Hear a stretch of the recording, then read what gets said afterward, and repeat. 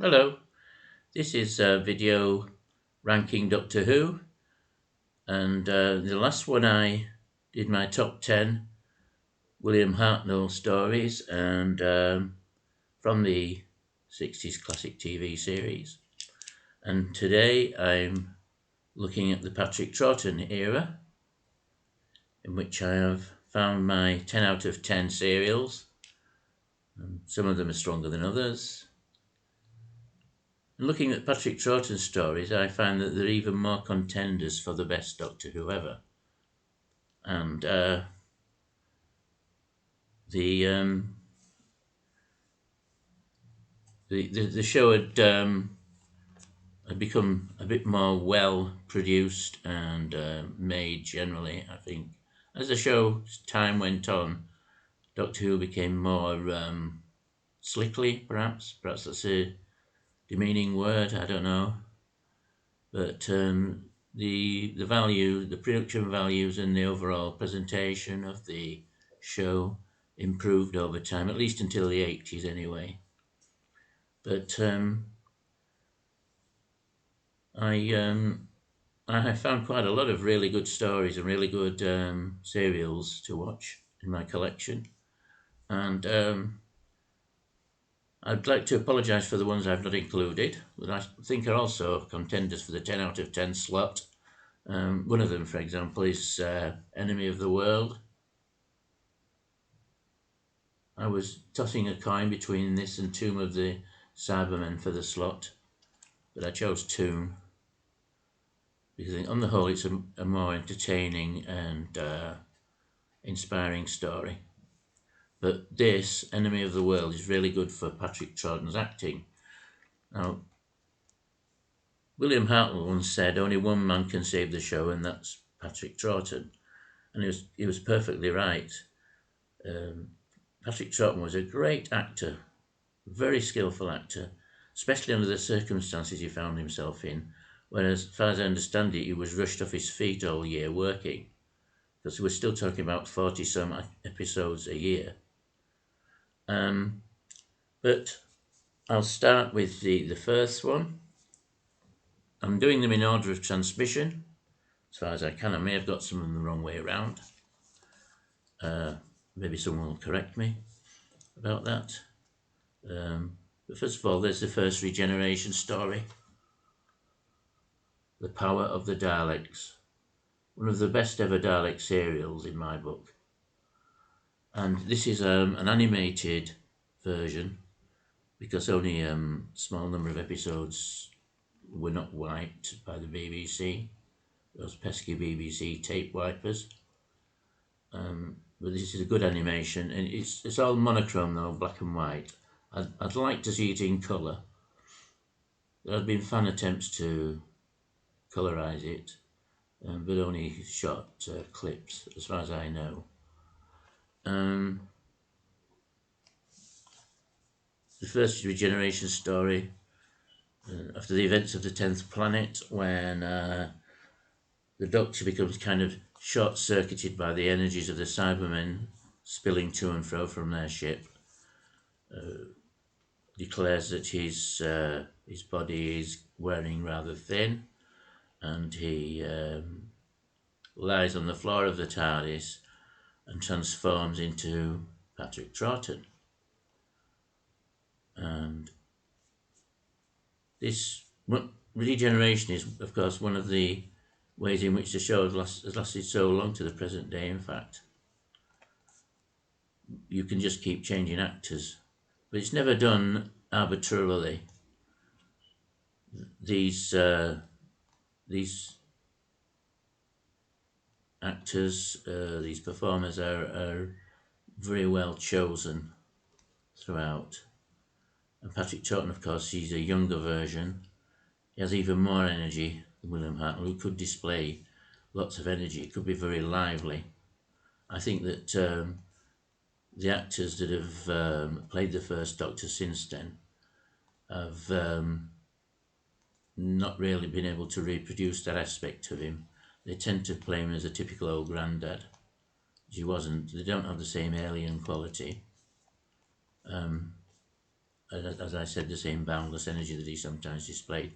But Patrick Troughton is very impish and very energetic, as well as the wise old Wizard of Oz. Power of the Daleks, in which the pepper pots are discovered in an abandoned spaceship or a crashed spaceship on a human colony planet, and there's only a few of them active. One of the scientists makes them active. It seems out of curiosity, but constructive curiosity. He's trying to further the cause of science, but the Daleks cunningly outwit the human colonists by pretending friendliness. And meanwhile, they're building a small army of Daleks within the capsule in a concealed area of it. And features Ben and Polly, Michael Craig and Annika Wells, who are two great companions from the pre-Jamie days. This is very well done, it's very slickly done. I don't think it's too long, and I don't think it's too short. And the acting, not just Patrick's acting, but the supporting cast are superb, with all the politics and strife among the humans. One of the things that the Daleks take advantage of course, is interhuman rivalry, rival factions and so on. There. First one, Power of the Daleks. Next one, and this is another great animation. This time you can watch it in black and white or monochrome and or colour, 2 discs. And it's the Macra Terror, which has a kind of dystopian feel or concept or theme to it. Another human colony.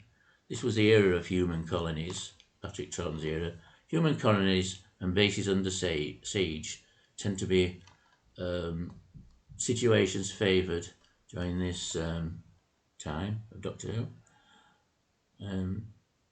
There are these colonists that are being kept kind of somatically happy, including jingoism, majorettes dancing and music and slogans, but behind the rulers, well, the real rulers being abducted, and there are these crab-like creatures which come up, and fantastic story, the Macra Terror.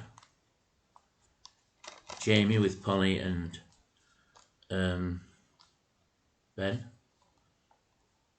Of course, Jamie was picked up by the TARDIS crew in the Highlanders during the Jacobite rebellion. Jamie was one of the Macra clan.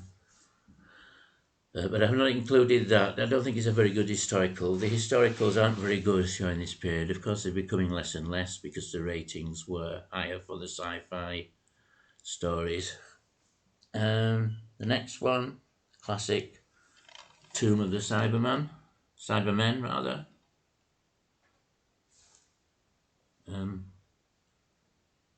I've got them the wrong way around. This one should come a couple of stories later. But anyway, I'll do it now. Tomb of the Cybermen. I love the idea of the logical tests that the archaeologists have to go through to uncover the tomb of the Cybermen, who have been thought long dead. There was this mythical tomb on the planet Telos. The Doctor and Jamie and Victoria turn up, who join the TARDIS after the events of the evil of the Daleks, which I'll come to in a while. But of course, the Doctor's clever enough to, well, first of all, to aid the human archaeologists, some of whom are out for their own ends of making an alliance with the Cybermen. Big mistake, because the Cybermen have no concern whatsoever for the human life, except in that they can convert it into their own shape and utilise the knowledge. Because at one point the Cyber Controller expresses the wish to convert the Doctor and hence make use of his knowledge. There we have it. Tomb of the Cybermen. The sets are a bit wobbly. There's a metal door that when the Cyberman bursts through it, it's obviously polystyrene or cardboard or something like that. This is the sort of thing you have to forgive sometimes in 60s Doctor Who. Right. Next one, which occurs before the Tomb of the Cybermen, is the Faceless ones. Another animation, yeah. Colour or black and white. The Tomb of the Cybermen's all live action, all the episodes still existed, so this DVD became possible. And the Faceless ones, this is not the next story, it comes before, in which at the end Ben and Polly leave the crew and the Doctor is left with just Jamie as a companion. But great story about these aliens kidnapping aeroplanes on this tour, including their human cargo, able to imitate human form, but only after processing the original form that they're imitating. And the ins and outs of the story are very good. I won't go too far into that, but there's some interesting contemporaneous scenes in 60s London.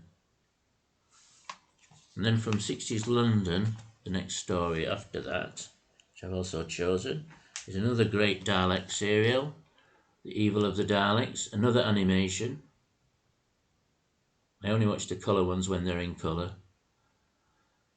A lot of people like to just see the monochrome, but I take my cue from one of the 70s team, not the 70s team, the 60s team, Doctor Who. I think it was Terence Dix. He joined quite late on, but he said we would have made them in colour.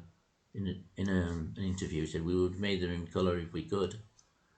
So it's worth watching the colour animation. Makes quite a difference. But this is the one where the Doctor meets the Emperor Dalek for the first time. And so travelling from 60s London to Victorian London, the Daleks are meddling with time again. It's a recurring theme, a recurring storyline throughout the history of the show. They use human agents to steal the TARDIS, and after various adventures, the Doctor finds himself on Skaro. The Daleks have been trying to isolate the human factor in the pretense that they would be introducing it into the Dalek race, was in fact, and having the Doctor help them, by the way, was in fact they're trying to isolate the Dalek factor, and they wanted to use the Doctor to disseminate the Dalek factor throughout human history.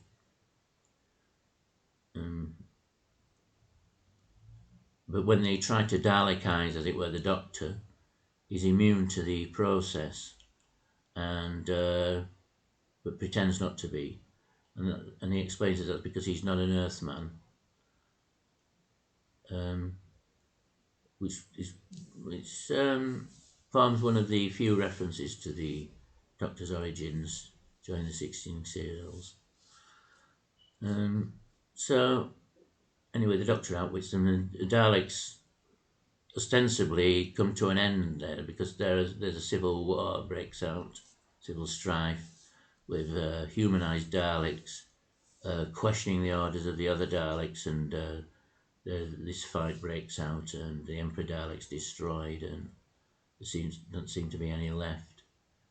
So someone had decided to, in the Doctor Who team, to put the final end to the Daleks, but of course they were revived later.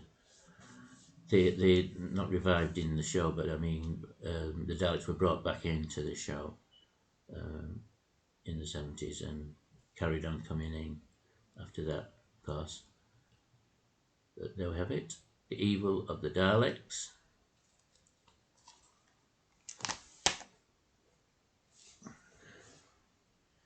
Next one is the Ice Warriors.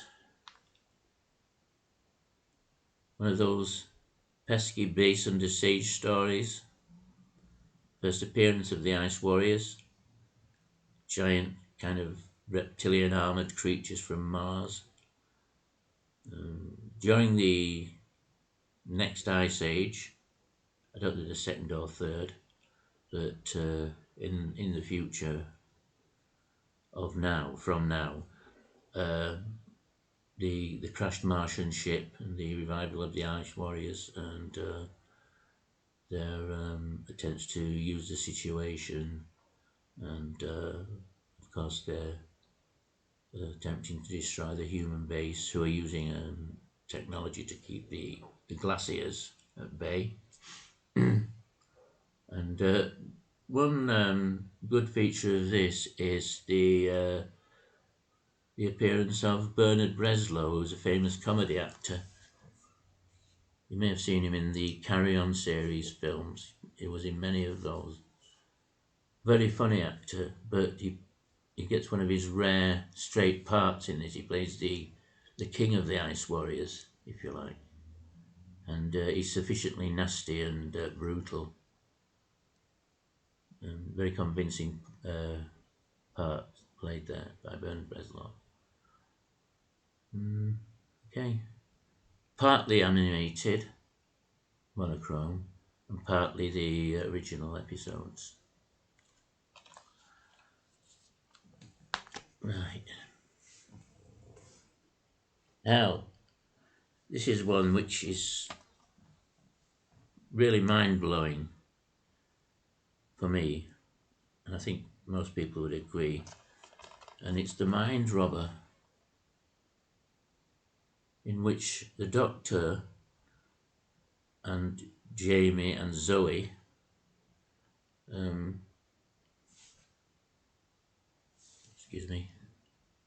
new companion Zoe, who joins the TARDIS during the story called The Wheel in Space. I can't include The Wheel in Space because I haven't really experienced it yet very much. I think there's one episode, or part of an episode, still extant. There's a version with telesnaps on the Amazon Prime BritBox app. I think there might be an audio version, which is the one I would prefer, because they usually have a good narration as well as the original text.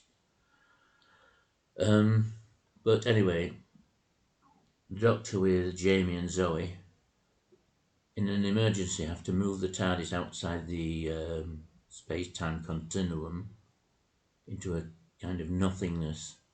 But there's an intelligence at work in the nothingness, and it's creating fictional characters from myth and literature, and the companions have to deal with that. The Rapunzel's in it, for example, and the Minotaur, and the Medusa, and some future characters imagined, of course, but from comic books. But the interesting thing about this is that it kind of takes a step back or sideways from the show, and the Doctor becomes rightly a kind of legend of fiction. and he's in danger of becoming just a fictional character in this universe of nothing. So that's another one which kind of questions the nature of reality and fiction, mostly by implication. And after this, at the end of this, the TARDIS, which explodes after they move out of the space-time continuum, the TARDIS explodes, and at the end the TARDIS kind of forms back together again. This shot of the exploding TARDIS, obviously reversed, and so all the bits come back together again, and in time for the next story, of course, which is the invasion, which is another great Cyberman adventure. I haven't included the moon base because I don't think it's quite as good a story as the other base under siege stories that I have here. The 3 base under siege stories. Anyway, the invasion, the Cybermen invading Earth through a magnificent villain played by called Tobias Vaughan, played by Kevin Stoney, who also played Mavic Chen in the Dalek Master Plan earlier, and partly this DVD is partly animation and partly the live action tapes. Now, this is one of the best Doctor Who's. Quite a few of these are contenders for the best ever Doctor Who serials. This one, the Brigadier Lethbridge Stewart turns up. He was Colonel Lethbridge Stewart in The Web of Fear, which I haven't included in my top 10, but it ranks very highly. Of course, Unit, the basis for the Unit adventures in the 70s with John Pertwee, and then some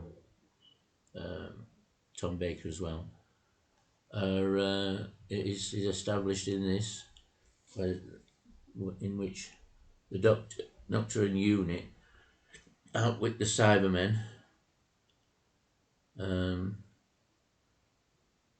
are kind of skulking in sewers. They're unleashed in sewers, initially anyway. They end up on the streets of London.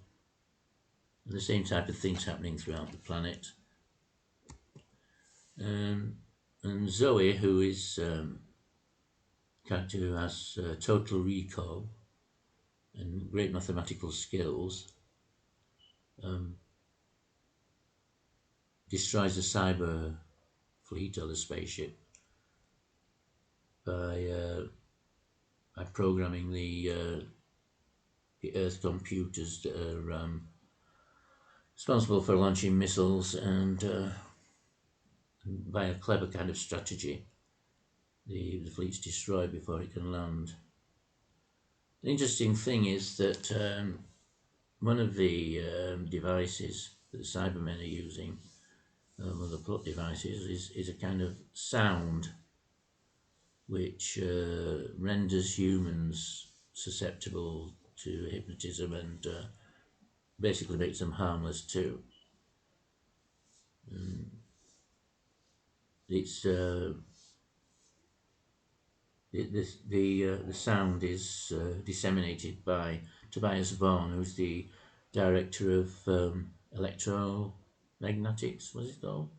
Electromechanics. Some technological industry. They were inserting micro circuits in all the products, like in the radios and whatever else. So anyway, the invasion. And the Cybermen, of course, have improved in design, as you would see. Right.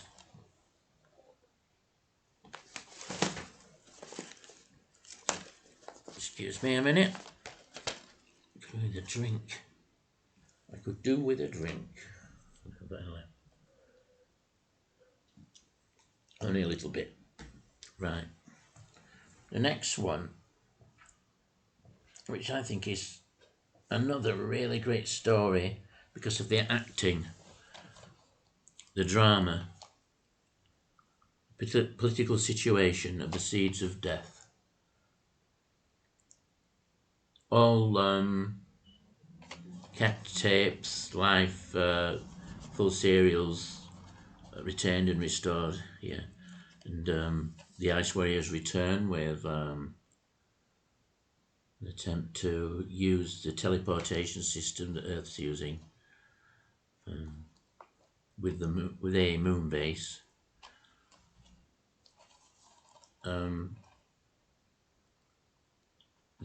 The plan involves sending these seeds which spread a kind of fungus which removes the oxygen or depletes the oxygen from the Earth's atmosphere. Eventually, the plan is to make it like the atmosphere of Mars, but uninhabitable to humans. But I think the one great role in this is played by a guy called Fusham. He's one of the TMAT or teleportation staff, and he's initially a coward. He sees his friends gunned down by the Ice Warriors, and he starts to collaborate with them in fear of his life.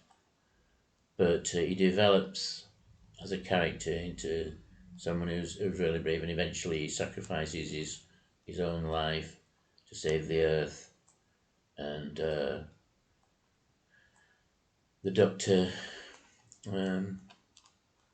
interestingly, the Doctor with his gadgets, he builds a solar lamp which has a portable battery, and uses it to destroy the Ice Warriors, who are susceptible to heat, of course. Right, and the interplay between Fusham and Slar, the leader of the Ice Warriors, and in fact with all the characters, in particular reference to Slar, is really tense, suspenseful storytelling.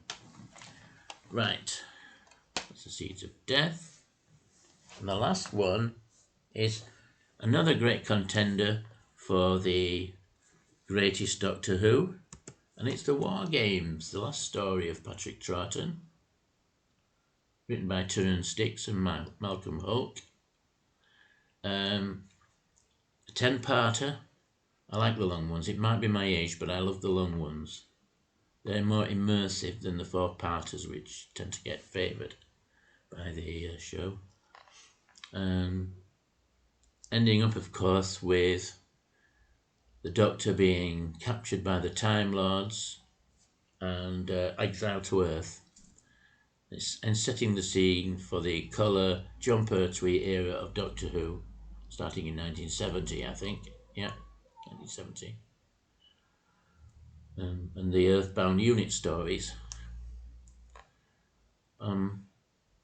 But the reason that they catch him, of course, is that the situation being that these warlords, war chiefs, various, with the help of a rogue Time Lord, not the Doctor, another one, they're kidnapping humans from different wars in Earth's history and keeping them on a distant planet in time zones, and watching them fight. The overall aim is to create an invincible army. The belief being that the humans are an extremely aggressive species, which is quite true, of course. You only have to look at the history, as one of the characters says in this, you only have to look at the history of mankind. They've systematically been destroying one another for millions of years, or thousands of years. But the problem, once the Doctor's with the Resistance, once the Doctor has defeated the warlords, he can't, he hasn't got the technology or power to return all the soldiers from various parts of the Earth to their own time, and so he has to send for the Time Lords. And there's much more a sense of the Doctor being on the run from the Time Lords, rather than just, as was generally, I think, assumed before, he just left his home planet and in order to explore the universe. But of course, because he sends a message to the Time Lords, they're able to locate him and been able to avoid them before. Excuse me. Right. So, of course, they catch him after a bit of a run around, send Jamie and Zoe back to their own times with their memories erased, and put him on trial. And his punishment for interfering in the affairs of other planets is to be exiled to Earth in the 20th century, because they know that he's had a lot of dealings with the Earth. Seems to have a fondness for it. Right. So there we have it. And although it's a long one, there's never any, like the Dalek Master Plan, there's never any moment of boredom or tedium, in spite of all the running around.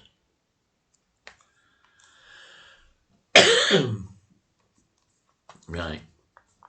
So that's it. That's my top 10 Patrick Troughton stories. If I get enough views of these two videos, I'll do one on John Pertwee and go on from there to do the other Doctors. And eventually intrude upon the renewed show from the 2000s. This is Sherman saying bye-bye.